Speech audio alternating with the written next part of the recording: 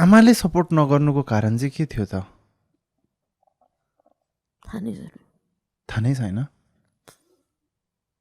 यस्तो भइसकेपछि मम्मीको त्यो कम्मरको नसा च्यापेको थियो कि, अनि लेफ्ट खुट्टा प्यारालाइसिस नै भएको थियो होइन। अनि मलाई थेरापीमा छोडेर अनि ड्याडीले मम्मीलाई थेरापीमा लानुहुन्थ्यो क्या। यो मेदान्तमा गर्नुभएको थियो, अकुपङ्चर गरेर राख्यो भने।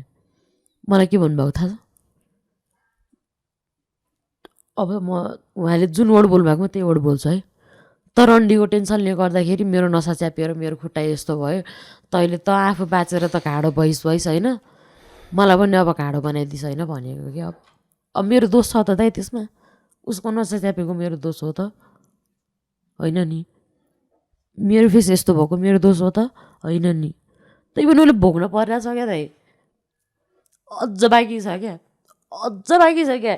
यो त मैले हेर जस्ट लाइक हुन्छ नि मेरो एजमा जस्ट लाइक मेरो एजको मान्छेहरूले मैले जति कसैले पनि भोगेको छैन।